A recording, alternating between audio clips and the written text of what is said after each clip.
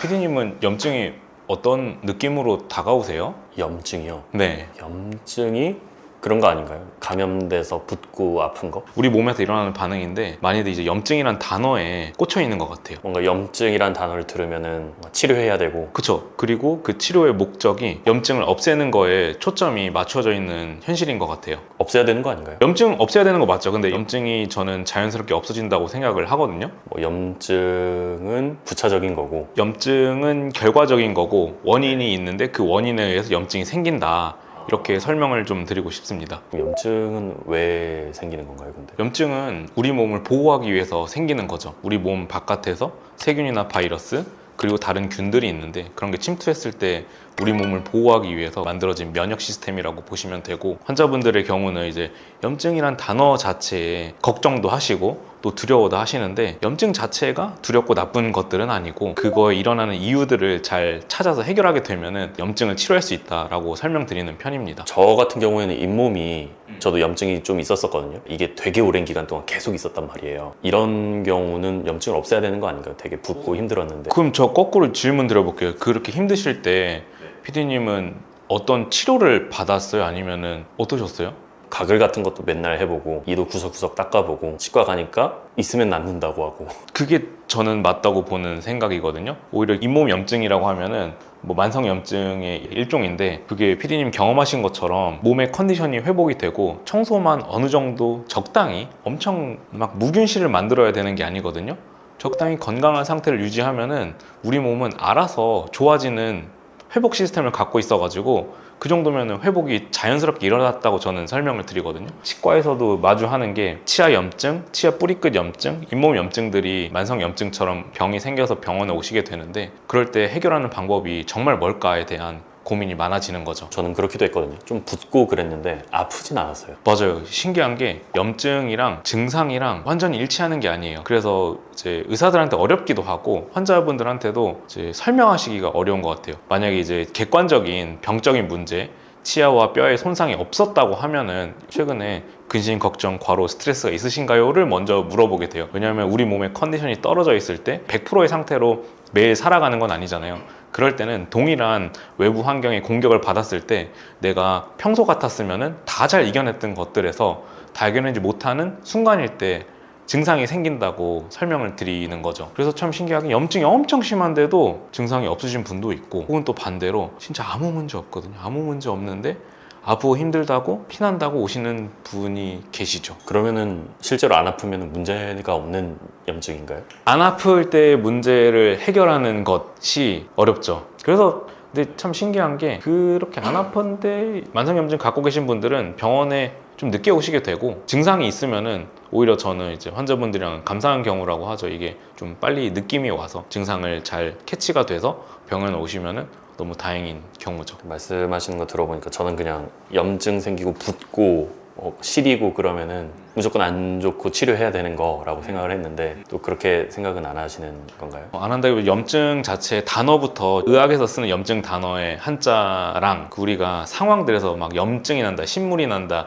진저리가 난다 그런 느낌이랑 되게 합쳐져서 우리가 사용하고 있더라고요. 그거에 이제 가치적인 판단이 너무 많이 들어가 있어요. 그래서 제가 드리고 싶은 말씀은, 염증은 착한 거예요. 왜 그러냐면은 우리 몸을 지켜주는 시스템이거든요. 염증 반응은 싸움 자체를 나쁜 거냐라고 하면은 그런 보호 시스템이 없는 상황에서는 속수무책으로 당하게 되는 거니까, 염증 자체를 놓고 보면은 우리 몸에 엄청 좋은 거죠. 잇몸이 붓고 막 이런 것들이 열심히 싸우고 있다는 증거네요. 그렇죠. 그 싸움터에 장벽이, 바리케이트가 쳐져 있는 거예요. 염증으로서. 염증 반응이 없는 사람들이 오히려 더 위험할 수도 있는 건가요? 굉장히 위험한 게, 면역이 억제되신 분들이 있거든요. 장기 이식 받으신 분들은 면역 억제제를 일부러 처방을 받아서 드시게 돼요. 장기 이식은 우리 몸의 장기가 아니니까, 외부의 물질이었으니까.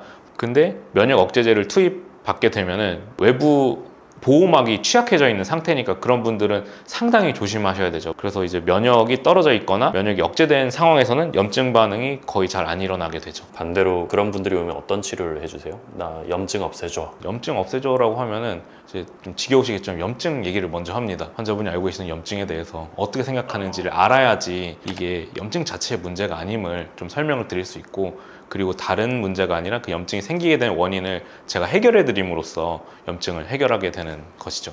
염증 생겨서 어쨌든 잇몸이 막 붓고 좀 시리고 그러면 잇몸 치료를 보통 해달라고 내원을 많이 하잖아요. 그러면은 좀 많이 나아지나요? 교과서적으로는 맞는 치료인 거는 저도 알고 있거든요. 근데 실제로 해보니까 솔직하게는 잘 모르겠어요. 왜냐면 교과서에서 배웠던 거는 이제 염증을 판단하는 기준들이 있어요. 이제 잇몸과 치아 사이의 치준항이라고 하는 깊이, 그리고 출혈 정도, 그리고 흔들리는 정도들을 평가해서 염증을 평가하게 되는데, 평가적인 요인들을 해결하는 거에 초점이 맞춰져 있어요. 그래서 잇몸 치료를 좀 빡빡 한다고 해서 뿌리 쪽에 달라붙어 있는 치석도 제거하고 염증 물질도 제거하고 했는데, 수치적으로는 개선될 수 있고 뭐 피나던 거 안 피날 수 있는데, 피나던 거 안 피나는 것과 이 치아를 정말 내가 살렸다고 말씀드리고 이거를 이 치아를 정말 오랫동안 잘 쓰는 거에 빼지 않고 가는 것에 정말 도움이 될까 하는 거는 아직은 회의적이기도 하고, 그런 면에서 이제 잇몸 치료가 정말 어려운 치료거든요. 잇몸 치료가 뭐를 어떻게 하는 거예요?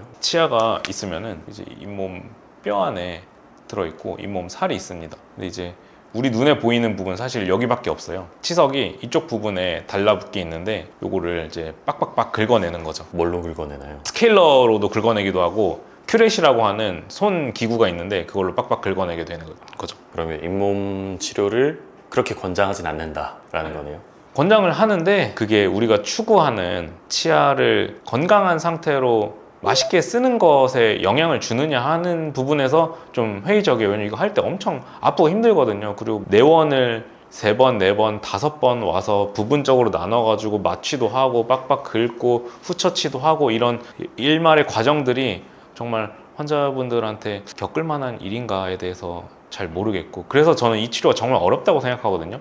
이거를 전문으로 하시는 데가 이제 치과 분야 중에서도 치주과라는 곳이 있어요. 그분들이 이걸 정말 많이 하시고 진짜 잘 하시는데, 우리나라에서는 그게 좀 저렴한 치료가 됨으로써 다 하고 있고 솔직히 다 해야 되는지 모르겠는 상태에서도 하고 있는 상황들이 많이 펼쳐지는 거죠. 이런 잇몸 치료 말고 염증을 진짜 없앤다고 할 때는 어떤 치료를 해야 되나요? 저는 그래서 염증을 없애는 게 목적이 아니라 그렇게 염증이 만들어진 원인을 해결해야 된다고 보는 입장이고요. 그래서 한번 보여드릴게요. 저랑 같이 진료하시는 원장님의 사진인데요. 이렇게 신경치료가 되어 있었던 치아가 있고, 이렇게 크라운이라고 되어 있는 보철물이 있었는데, 저랑 같이 일하다가 어느 날 이게 떨어졌어요. 그래서 보니까 안에 사가 있고 썩어 있으니까 이걸 정리하고 깨끗이 하고, 치과 의사니까 살려서 잘 써보자, 이런 관점에서 치료를 하러 들어갔는데, 뭐 보니까 뿌리 끝까지 다 사갔고 이 완전 오염됐다고 본 거죠. 그래서 저희끼리 그냥 그랬어요. 아이고, 그냥 수명 다 했으니까 적당히 마감해가지고 써보자 한 게 22년 6월이었고요. 그러고 나서 몇 개월 안 됐는데 뿌리 쪽에 좀 변화가 생겼어요. 뼈가 잘 담겨 있어야 되는 곳에 뼈가 손상되는 틀을 보게 된 거고요. 이게 염증이 생긴 거거든요. 근데 이제 이걸 염증이라고 보면은 염증을 없애야 되고, 그런 관점보다도 이 벽을 보시면은, 경계를 보시면 이게 좋은 거예요. 염증 자체를 보면 염증의 벽이 좋은 거죠. 왜냐면은 이 벽이 만약에 없다고 하면은 이 진가비 원장님은 세균 감염이 온 얼굴에 퍼졌을 거니까요. 이 문제로 얼굴 전체로 퍼지기도 해요. 네, 이렇게 장벽이 만들어지지 않는 염증성 병소들은 악성이라고 우리가 얘기를 하고요. 이제 뭐 그걸 암이라고도 할 수도 있고 여러 가지 내용들의 병이 생기게 되죠. 이렇게 되면은 빼는 거예요. 왜냐면은 치아 오염이 완전히 다 일어났는데 이거를 염증을 치료하겠다고 재신경 치료하는 게 저는 의미가 있나 모르겠고요. 뺐을 때 상태를 한번 보여드리면은, 이걸 보시고 나면 아, 이 치아가 우리 몸 안에 있으면은 저런 세균 감염에 의한 염증 반응이 일어나는구나, 그러고 봐주시면 좋을 것 같고요. 크라운인데 이렇게 삭고 오염되고 수명이 다 있다는 표현이 맞을 것 같습니다. 원래는 저게 약간 상아색처럼 그런 색이어야 되는 거죠? 원래라고 하면은 뭐 재료 색깔이긴 하는데, 요거보단 조금 어둡거든요. 요게 건강 깨끗한 정도의 색깔이고, 이건 완전히 뿌리 전체가 오염된 상태죠. 이거는 염증 치료라는 게 이제 아까 말씀드린 잇몸 염증 치료 그런 거 말고 재신경 치료를 고려할 수도 있거든요. 여기에 뿌리 방향에서 아무리 잘 들어가서 한다고 하더라도 좋았다고 칠게요. 근데 이렇게 오염된 치아가 다시 오염 안 되지 않을 것 같잖아요. 그래서 저는 임플란트 너무 좋은 세상인데 뭐 제거하고 임플란트 하자 인 거고요. 계속 뭔가를 뭐 긁어내고 그런 걸 하는 것보다 감염의 원인을 그냥 아예 제거를 해버린다, 이런 느낌이네요. 감염의 원인을 물리적으로 제거하는 게 제일 맞는 것 같고, 이건 좀 극단적인 예시를 보여드린 거고, 근데 만약 치아에 수명이 닿지 않았다고 판단이 될 때는 신경치료를 잘 하는 거죠. 이건 이미 오염됐으니까 발치하는 게 맞는 거고요. 오염되지 않은 뿌리라고 하면 신경치료를 잘 해서 밀봉을 잘 해서 잘 쓸 수 있게 만들어 드리는 게 저희가 추구하는 치과의 역할이지 않을까 싶습니다. 근데 신경치료라는 그 치료가 되게 아프고 고통스러울 것 같거든요. 그거를 안 거치고 나는 그냥 바로 발치할래 이렇게 결정을 할 수는 없는 건가요? 아니요, 그렇게 해도 되죠. 해도 되는데 그냥 아프다고 하는 건 아니고, 엄청난 감염 오염이 있는 상태에서 치아도 남아있는 부분이 없다고 하면은 저희가 바로 임플란트로 넘어가기도 하죠. 진 원장님 뿌리가 저렇게 될 때까지 별 느낌이 없었나요? 그렇죠. 그게 염증을 대하는 게 정말 어려운 거죠. 나 신경치료 한 것도 있고 보철도 된 지 오래됐는데 이거 정말 괜찮은 거 맞아? 라고 치과 의사한테 물어보신다고 하면은 이렇게 저렇게 교과적인 설명은 드릴 수 있는데, 정말 마지막 드릴 수 있는 말씀은 저희도 모른다예요. 모르잖아요. 빼보지 않고 모르잖아요. 근데 이걸 나 이거 괜찮은지 판단해줘 라고 물어보신다고 하면은 진짜 몰라요. 모르니까 또 우리가 아까 말씀드렸던 빡빡 긁어내고 서로 힘들게 하는 염증 치료를 시도하게 되는 거 아닐까. 안다면 답은 쉽죠. 안다면 이걸 눈으로 볼 수 있으면. 아직까지 저런 걸 막 볼 수 있는 기술이 있고 그러진 않네요.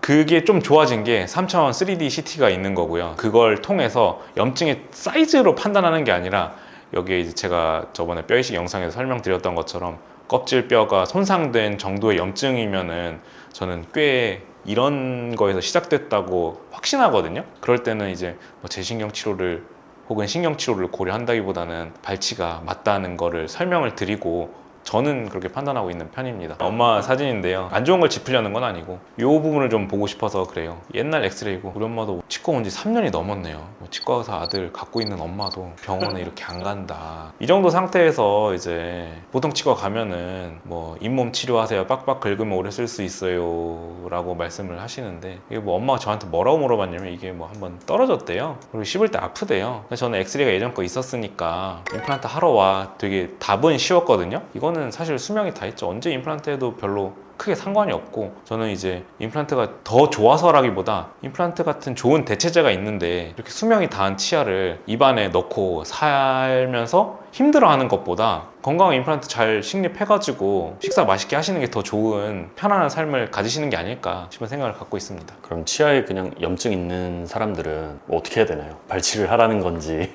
뭐 이제 신경치료와 발치를 거의 고려하시게 되는 게 맞긴 한데요. 제가 이렇게 드리고 싶었던 말씀은, 우리나라에서는 염증이라는 단어에 굉장히 많이 걱정하고 그 자체를 해결하려고 하다 보니까 병원에 가는 것도 너무 무서워하기도 하고, 또 그거를 맞닥뜨렸을 때 되게 걱정도 하시고 치료 자체도 무섭지만 비용적인 고민도 많이 하시게 되잖아요. 염증 자체에 너무 걱정 마시고 건강히 잘 지내시다가 또 아픈 증상이 있을 때 오면은 염증 치료도 당연히 하지만 치아에 문제가 있다고 하면은 신경치료와 발치를 통해서 좋은 회복을 할 수 있다, 이런 말씀을 드리고 싶었습니다. 일단은 뭐 치과에 가서 전문가의 말을 듣는 게 그렇죠. 그런 말씀이죠. 개인이 선택할 수는 없잖아요. 네, 그렇습니다. 그럼 치아의 만성 염증 이런 거는 어떻게 없애는 거예요? 그 만성 염증이 생기는 원인을 파악을 먼저 해야 될 것 같은데요. 크게 4가지 이유가 있는 것 같아요. 첫 번째는 이제 심한 충치. 충치가 우리가 검은 점이라고 하는 그런 거 말고 치아 2분의 1, 3분의 1 이상을 먹는 심한 충치일 경우에, 그런 경우들이 염증이 생기는 원인이 되고요. 나머지 3개는 힘에 의해 생기는 게 저는 크다고 봅니다. 그래서 이제 미세 크랙 파절이 있고요. 두 번째는 치아가 흔들리는 것, 그리고 잇몸 질환. 다시 돌아가면은 치아에 잇몸 염증이 생기는 원인도 힘이 집중되었을 때 생기게 되더라고요. 발치는 뭘로 하는 거예요? 발치요? 발치는 크게 2가지 기구를 이용하는데요. 너무 무섭죠. 설명드리면 원래 안 되는데 무서워서. 요 엘리베이터라고 하는 기구로 치아를 엘리베이션 시키는 거예요. 치아를 위로 들어 올리는 거예요. 그냥 집게 같은 걸로 잡고 뽑아버리는 건 줄 알았는데.